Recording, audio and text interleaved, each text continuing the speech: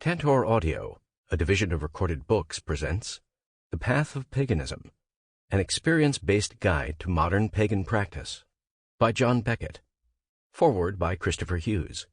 Narrated by Charles Constant. Publisher's note: this audiobook includes bonus material. Please visit Tantor.com and type The Path of Paganism into the search box. Follow the link to the book's page, then, under the Supplemental Content section, please enter the access code PATH, and then click the Unlock button to access the bonus material. The code should be entered in all lowercase letters. All figures and illustrations referenced in this audiobook can be found in the bonus material. Foreword. At the heart of pagan practice swims the fundamental concept of relationship, and it is the integrity and depth of relationship that breathes life into the intricacies, wonder, and beauty of connection. As a Druid, my entire worldview and practice is held firmly by the principle of honorable relationship and the sacred nature of connection. I am fortunate to have a relationship with the author of this book, a man I do not simply admire but hold in the highest esteem as a gentleman who epitomizes the sheer power and magic of relationship. Within the book that follows, I can hear his voice, an added bonus when one knows the author. This in itself holds another form of magic based on connection. Not only do his words guide me to reevaluate aspects of my own practice, but they also serve to challenge my own path through the glades and groves of the pagan forest. In my practice of paganism, now reaching its 26th year, I have read a lot of books and indeed written a few myself. I have often considered that the role of an author is to inspire, to reach out by means of experience and relationship to touch the paths of others. John's book does just that. And in typical tripartite Celtic fashion, this book genuinely serves to inspire, test, and transform the listener. If truth be told, a vast portion of books contain a hefty dose of padding, and as my own practice has developed, I find myself leafing through pages, passing over anecdotal accounts and verbosity to jump at pearls of wisdom that I long to find in the works of my fellow authors. Rarely has a book revealed such sagacious, pearlescent treasures until now. I am fortunate that I can call John a friend, someone I have had the pleasure to meet and engage in meaningful Druidic discourse over the previous few years. But this is only half the story, for not only has John written a book that inspires, he has genuinely written a book that can fundamentally transform the manner by which we connect to the nuts and bolts of our own practice. He does this as a friend, a guide, an experienced teacher, and even if you cannot hear his dulcet, soothing tones pealing out from the words of dry ink, I can assure you that were you able to hear him, you would sense the passion, wisdom, love, and integrity he has for his journey through the dappled and sometimes bewildering forest of spiritual practice. It is in this guise as a gracious and sagacious friend that John guides you, the listener, deeper into a consideration of your pagan spirituality. When I first embarked on this path, a veil of secrecy hung heavily over paganism. Books were slowly becoming available, but in truth, the ones I was led to read did little to inspire or inform my stumbling journey. If only a book like this had existed back then, one which takes the reader through a sequence of considerations that cover a vast array of important issues surrounding the practice of pagan spirituality. John's guidance is wonderfully profound without being overly complicated. At times, he challenges the listener to look deeply at subjects that may cause us to twitch uncomfortably and turn the page.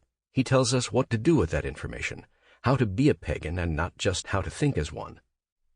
There are a myriad of important messages in this book, one of which states that the primary focus of your paganism should be on what you do, not wholly on what you believe. Of getting down and dirty with the detail of paganism.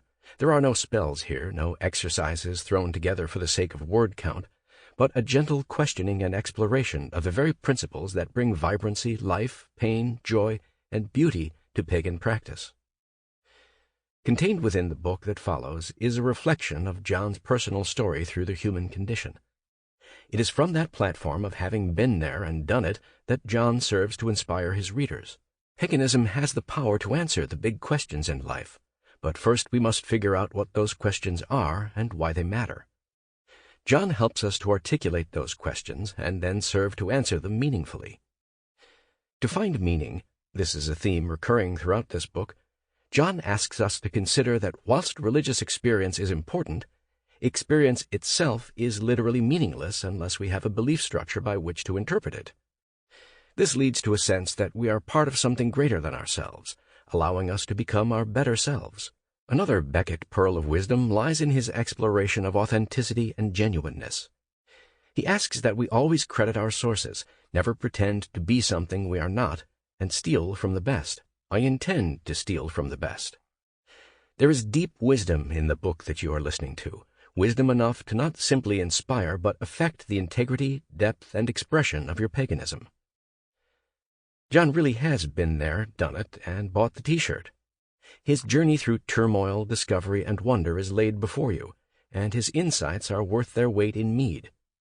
John describes himself as an enthusiastic participant. His paganism is practical spirituality that brings to his life the utmost joy and meaning, and yet the journey has been colored by issues, problems, the fighting against programming, and the turbulent transition from one way of believing to another way of doing. One can sense that his journey has not been a bed of roses, and if it has, there are times when he has laid upon those fragrant petals and grimaced at the thorns that pierced his skin. And yet through it all there is love, dedication, and awe. This book is an invitation for you to gather under the oaks, to add your story to the tree of tradition, to color this paganism with the authenticity of your experience and beliefs. John offers you the tools by which to do that. Listen on, be inspired, be transformed. Christopher Hughes, Chief of the Anglesey Druid Order, Isle of Anglesey, June 2016. Introduction. No matter how you came to this point, right here, right now, wanting to learn more about paganism, you aren't starting from scratch. You've been exposed to many religions, religious ideas, and ideas about religion throughout your life. Perhaps like me, you grew up in a fundamentalist church where you were told you had to believe certain unprovable supernatural propositions or you were going to hell. Perhaps you grew up in a household where religion was scorned, and you were taught to believe nothing that couldn't be proved using the scientific method. Or perhaps you're perfectly satisfied with your religion and just want to learn something about a religion that's new to you. Regardless of your personal background, you've probably sung God Bless America or God Save the Queen if you live in an English-speaking country.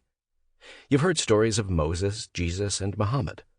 You've seen religious art and had holidays from work and school for Christmas and Easter. You've seen the Ten Commandments on TV, heard them invoked as a moral compass, and heard arguments over their place in the public square. You live in a world where Christianity infuses the very fabric of society, where Christian images, ideas, and values dominate politics, entertainment, and ordinary conversation. You also live in a world where the Christian religions are given lip service, and their teachings are used to serve the religion of greed. Nature is valued only for how we can exploit it for financial gain. Species are driven to extinction for greater profits, and our fellow humans are seen as nothing more than human resources to be employed at the lowest possible cost and then discarded when we're finished using them. We all like to think we're independent, sophisticated free thinkers, but like fish who aren't aware of the water in which they swim, even the most mindful of us can't see all the Christian and materialistic concepts that influence our thinking and our lives. If we simply begin studying paganism in isolation, our new religion and new spirituality will be built on the foundation of our mainstream society. When I first discovered paganism, I was thrilled. Here was a religion that honored nature, saw the divine as female as well as male, and didn't insist I believe things I couldn't honestly believe. I dived right into it, and floundered for 8 years. The beliefs and practices I was trying to begin were at odds with the unstated assumptions I had learned from the mainstream society. It was only when I finally began to examine those assumptions, when I became aware of the water in which I was swimming, that I was able to start building a meaningful pagan practice. In the 15 years since I became aware of that water, I have become a full member of the Druid grade in the order of Bards, Ovates, and Druids. I've served continuously as an officer in my local CUPS, or Covenant of Unitarian Universalist Pagans group, and served 3 years on the National Board of Trustees of CUPS. I've become a blogger, a teacher, and now an author. Most importantly, my devotional relationships with the gods I serve and with the natural world have been strengthened and are a constant source of meaning and inspiration for me. Perhaps you're looking to follow the same path I took. Perhaps you picked up this book out of curiosity. You wonder why people would leave a religion that holds such a prominent place in society. You'll see as you listen that while Christianity can be a fine religion, it overlooks vital parts of the human soul. There are huge gaps in understanding the agency of individual human beings and of non-human species, the acknowledgement of spirits other than just one God, full acceptance of the LGBTQ community, and the urgency to defend the environment. These are just some of the many reasons people are now flocking to paganism. My goal is that even if you're not considering paganism as a path, you'll come to better understand why people are reacting against mainstream society through these forms of spirituality, and maybe be able to use some of the advice and exercises presented here to further your own spiritual growth. So in addition to presenting an introduction to modern pagan beliefs and practices, this book also examines the unstated assumptions of mainstream beliefs and practices. We'll look at the tension they create, the difficulties they cause for pagans, and how we can resolve the conflicts within ourselves, and how we can live lives that are authentic, meaningful, and virtuous. This book includes questions for contemplation, suggestions for building a pagan practice, and rituals to help integrate new concepts into your life. It can be tempting to gloss over these sections, but I encourage you to give them your honest consideration. Becoming pagan means more than adopting a new set of books, tools, and holidays. It means more than praying to different gods. It means discovering a new way of seeing the world and our place in it. It means challenging the assumptions of mainstream society, keeping only those that prove true and helpful, and discarding those that show themselves to be false or harmful. It means building a solid foundation from which we can explore the nature of the universe, the gods, ourselves, and our communities.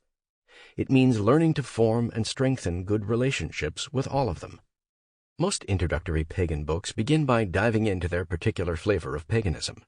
That's understandable. If you pick up a book on druidry, you want to start learning how to become a druid right away.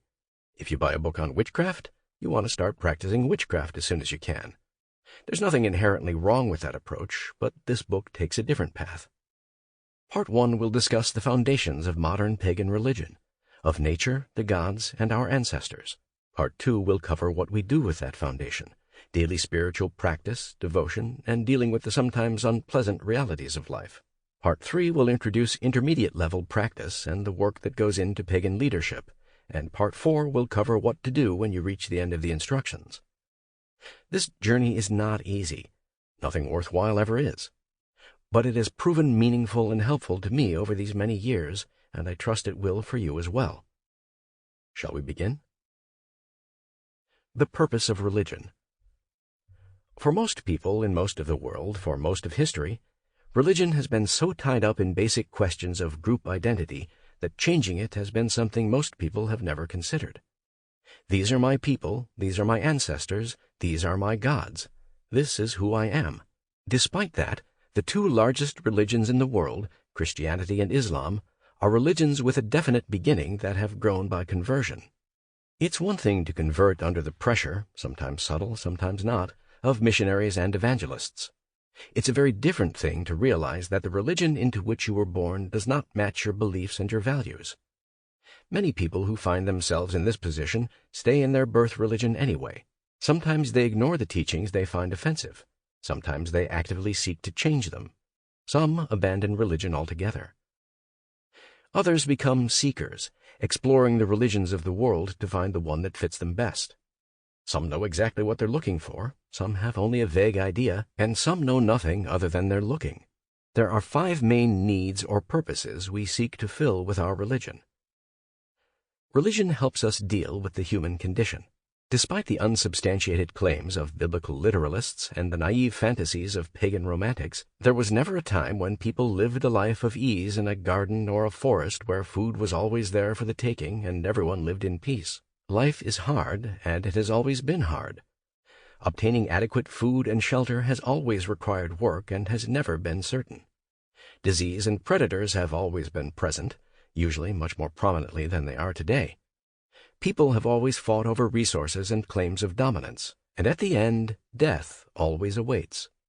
We are the descendants of those who survived, and their determination has been passed down to us. But that's only a partial answer. We don't just want to survive, we want to succeed.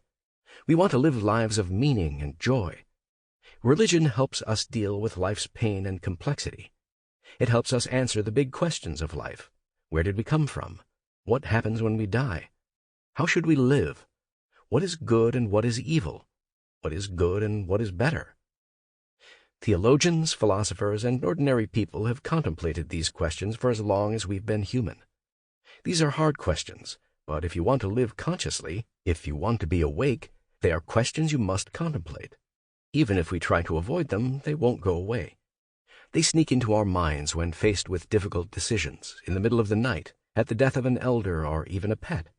It's better to think about death on a bright Saturday in July when all is right in your world than to wait until death is in your midst. Any religion can give you answers to these questions. The fact that different religions give different answers, sometimes radically different answers, is proof of how hard they are. A good religion will help you explore the questions, contemplate possible answers, and find the ones that best fit your values, beliefs, and experience of the world.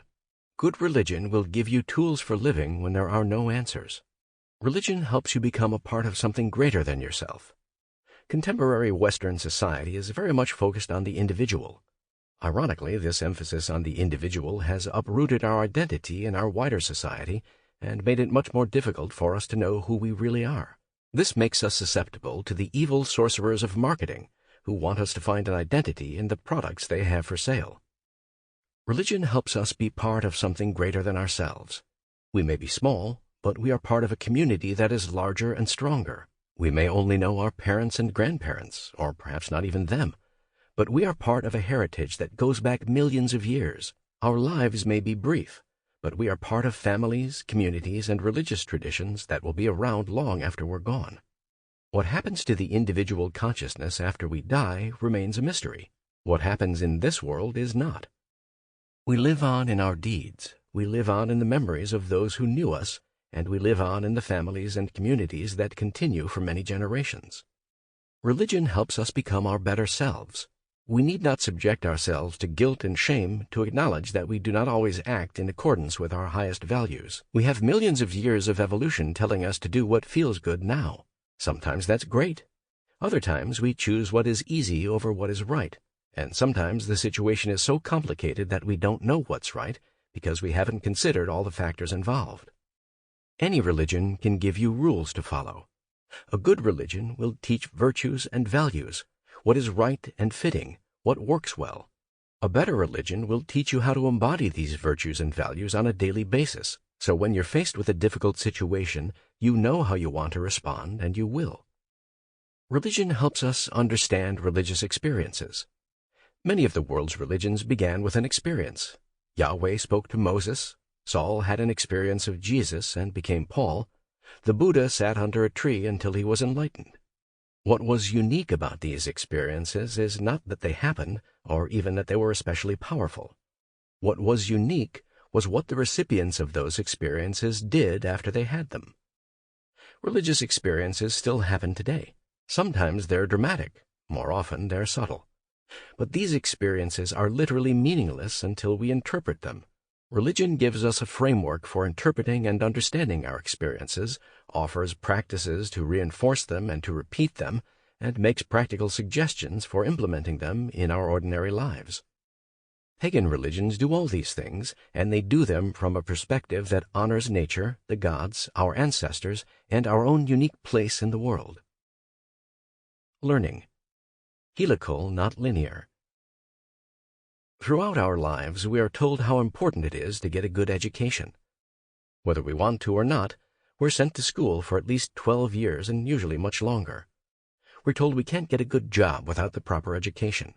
We're told, in not so many words, that we can't be trusted to do serious jobs without the proper certification. This isn't wrong. If I go to a doctor, I want to know she's been to medical school and passed the state board exams. There's no guarantee she's a good doctor, but it's a start. The problem with this emphasis on formal education is that it marginalizes other ways of learning. The vast majority of people still learn their basic life and social skills in the same way humans have learned them for tens of thousands of years, from their parents, grandparents, and neighbors. For hundreds of years, the primary way of learning a trade was through apprenticeship, working directly under a master craftsman. Even in today's high-tech society, it's still possible to learn many things by diving in and figuring them out as you go. If we can learn from classwork, from elders, or even from books, we're less likely to make mistakes as we begin. But there are some things that can only be learned by doing, by experiencing them for yourself. This is especially true in religious matters. Add to this the many areas of emphasis within witchcraft, druidry, and other pagan traditions. How much do you need to learn before you can start? How much history? How much theology? How much daily spiritual practice? How much hands-on magical work? You need not develop an archdruid's knowledge and expertise before you start practicing druidry. If you wait to start practicing until you're ready, you'll never be ready. This book presents material in small segments. Listen to the text. Contemplate what it means and how it connects with your life. Then put it into practice, both with the ordinary action and with the rituals that are included in the book. Review the segment and see what you've learned. Then go on to the next segment.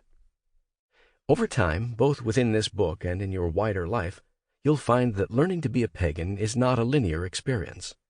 It's a helical experience. Like a coiled spring, you move around the circle, picking up bits and pieces of this and that. After a while, you come back to the same point on the circle, but it's not the same place. You've learned more, and you've moved forward, too. Each time you come back to the same point, you'll bring new experiences and new perspectives to your practice. Winter solstice is always the same point on the wheel of the year, but with each solstice you knew a little more than you knew at the last solstice. Knowledge is important. Otherwise I wouldn't have spent so much time writing this book. But paganism isn't just about what you know. It's also about the sun on your face, the wind on your skin, the dirt on your fingers, and the rain on your shoulders. It's about that special feeling you get when you stand under the full moon. It's about lighting a candle, pouring an offering, and saying a prayer. So listen on. But remember that doing is just as important as listening. Part 1. Building a Foundation. 1. Foundations. Before we begin our exploration of modern paganism, let's take a deeper look at the foundations of religion in general. Let's look at some of the questions rarely addressed in Sunday schools, Beltane circles, or atheist meetings. The origins of religion. How did religion begin? It depends on who you ask. An academic, operating from a non-theistic viewpoint, will talk about the need to inspire self-sacrifice for the good of the group. Whether you live in a hunter-gatherer society where you occasionally need to bring down large, dangerous animals with spears, or you live in a modern society where you occasionally need to defend your country against invading armies, the continued existence of a group often depends on the willingness of people to engage in activities that are dangerous but necessary. If they believe there's an afterlife and that death is not the end of their existence, they are more likely to take those risks willingly and even enthusiastically. A cynic, also operating from a non-theistic viewpoint, will talk about the desire of the powerful to control the masses. Kings and warlords look for justification for their dictatorial rule. Being a priest is an easier gig than being a soldier or a farmer. They look for excuses to maintain their status. There is some truth to both of these propositions. People who are bound together through common bonds are more likely to sacrifice themselves for the greater good. And we need only look at the abuses of religion throughout history to realize that some religious leaders are in it for themselves and not for their gods or their people. But these propositions are incomplete. They ignore the religious experiences that people have had for at least as long as we've been human. Experiences of wonder and awe in nature, the experience of birth and death, powerful and prophetic dreams, and the interactions with gods, ancestors, and spirits that are sometimes faint and subtle, and sometimes overpowering. It's hard enough to figure out the exact origins of a modern religion such as Wicca, the religion of witchcraft first presented, or perhaps invented, by Gerald Gardner in the mid-20th century. Christians have been arguing for 2,000 years about the key facts and myths around the origins of Christianity. We have no hope of reconstructing the origins of the original human proto-religion, assuming there ever was such a thing. But we are not completely ignorant. There are burials with grave goods dating back hundreds of thousands of years. Our ancestors left cave paintings. The famous ones in Lascaux, France, are 17,000 years old, while others, such as the ones in Chauvet Cave, are more than 30,000 years old. There are ruins, the oldest of which, Göbekli Tepe in Turkey, are more than 10,000 years old. All of these artifacts took effort to create. They represent an expenditure of time and energy, sometimes small and sometimes huge. People would not have left them unless they had a good reason, unless creating them was a meaningful endeavor.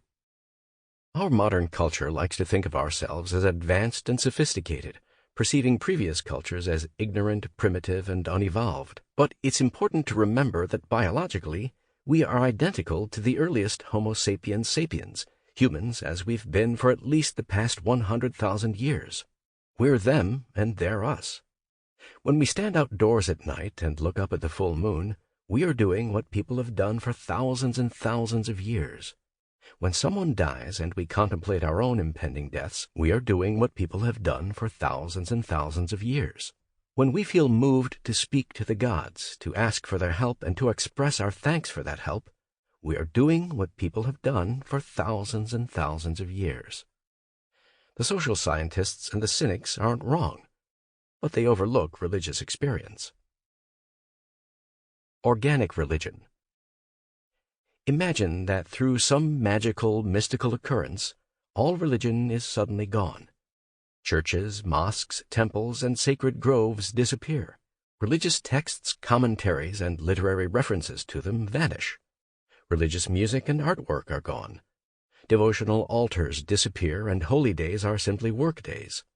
Priests are transformed into accountants, and monks suddenly become grocery clerks. It takes a pretty powerful imagination to visualize a world with no religion, and what I see is horribly bland, but it is possible. Now, in such a religion-free environment, imagine you walk outside on a clear, dark night and look up at the full moon. What do you feel? Imagine you watch the sunrise every day for a year, marking the changing seasons and the ebb and flow of light and dark. Is that simply the mechanics of rotation and revolution? Or is there something more?